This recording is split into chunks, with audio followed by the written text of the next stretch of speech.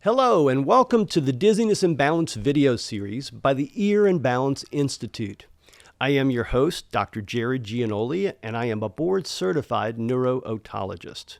Neuro-otology is the medical specialty that deals with inner ear dizziness and balance disorders. This video series is intended to be educational and not intended to be medical advice. For individual medical advice, please speak with your own physician.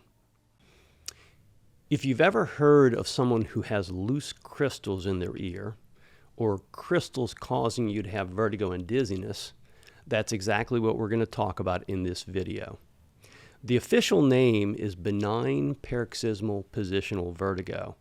It is by far and away the most common cause of vertigo and dizziness that we see. We see it in all age groups, from the youngest patients, and I think the youngest patient I've ever treated for BPPV was a 3-year-old, all the way up to the oldest patients. And in fact, it becomes more and more common the older we get. It is so common in the over 70 crowd that I would dare bet that I could drag 10 guys off the street over the age of 70, randomly check them for BPPV, and probably 3 or 4 of them have it and don't even realize it. They just think their balance is getting bad because they're getting old. That's how common it is. In any event, it can present in a lot of different fashions and different symptoms, but by far and away the most common presentation is one of the following. The patient will say, "Doc, I'll roll over to my right side in bed and I'll get this sudden onset of spinning vertigo that lasts 15 to 30 seconds. There's typically a couple second time lag before that happens. And then they'll say, oh, then I'll do the same thing again. It won't happen."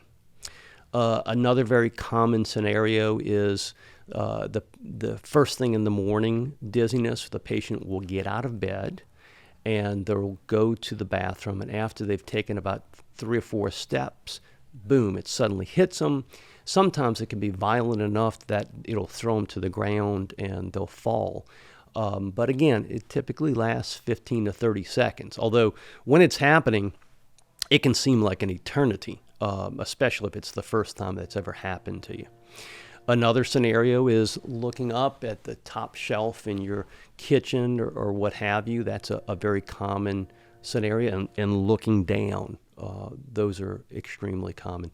It can also cause just disequilibrium where things just don't feel right when you're moving your head back and forth, and it can cause bad balance. There's a whole range of other symptoms you can see with the less common forms of BPPV, but those are by far and away the most common. BPPV does not cause pressure in the ears or ringing in the ears or change in hearing. If those things are happening, that suggests there's something else going on. So what exactly is happening when you have benign paroxysmal positional vertigo, or BPPV? What's happening is you've got 5 sensors for balance in each inner ear. And if you haven't seen our video on vestibular reflexes and symptoms, I suggest you go back and look at that because that'll help explain some of this. But of those 5 sensors for balance, 3 of them are the semicircular canals, and they're arranged in the 3 different planes of space. Those canals have sensors in them that are only sensitive to rotational movements of the head, like shaking your head no or yes. That's it. The other 2 sensors are the gravity sensors, and those sensors have calcium carbonate crystals on top of them that give them weight. And this is a normal thing. Everybody's got these calcium carbonate crystals on top of these sensors, and the purpose is to cause a weight there so that you can feel the effects of gravity. So if you just tilt your head over to one side versus the other, those crystals will pull the sensor one way or the other. So you've got the gravity sensors and you've got the sensors that are sensitive to rotational movements. Well, in the disorder called BPPV, those crystals have broken loose from the gravity sensor and they're floating around in the inner ear. The inner ear, as you may recall, is encased in very dense bone. It's got these canals filled with fluid. So when these crystals break loose, they're floating around just like flakes in a snow globe. And if enough of these crystals get together and form a critical mass in one of these semicircular canals, then they can act like a little plunger. And suddenly, a sensor that's not supposed to have the effects of gravity on it is being affected by gravity, and that will give you these short little episodes of vertigo. Again, thinking about the snow globe analogy, throughout the day you're moving your head and those crystals will kind of all move apart and the symptoms will go away. But then when you lay down in bed, especially if you lay down on your back, the lowest part of your inner ear is the posterior semicircular canal.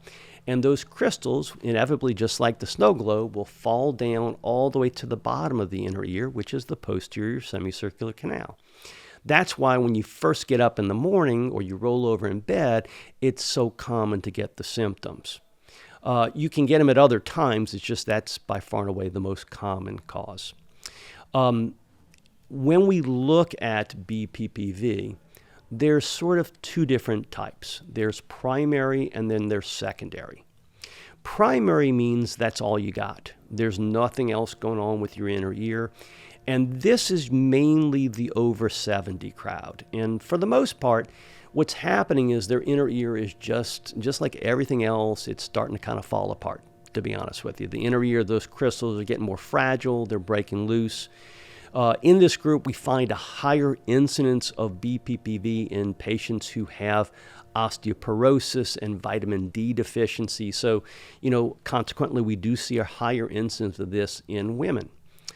In secondary BPPV, it means the BPPV is secondary to something else. And there's a whole lot of things that can provoke BPPV. The kind of the best way I've heard it described is a friend of mine said, everybody makes this diagnosis of BPPV, but BPPV is not a diagnosis. BPPV is a condition looking for a diagnosis, as in why did those crystals break loose to begin with? Well, among the things, probably one of the more common is trauma.